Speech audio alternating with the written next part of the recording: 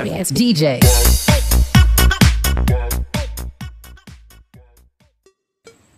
अस्सलाम वालेकुम गाइस, हमने एक एयर पंप बनाया है, सिंपल बनाया है पूरा सा। हमने बनाया अभी, देखिए ऐसे वर्क करता है।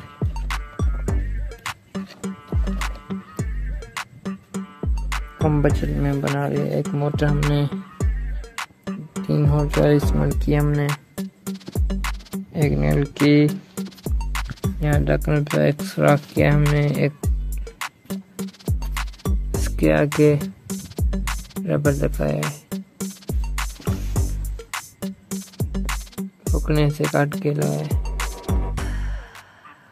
पहले भी हमने बनाया था, एक खराब हो गया, अभी दूसरा बनाया। पहला वाला प्रोजेक्ट हमने सर को दे दिया है, अभी नेक्स्ट बनाया हमने। ये देखो, मैं बता रही हूँ कि ये खिलौना है, ये चार्जर का ढक्कन हमने यहाँ पे लगाया था, एक शीट लगाई हमने।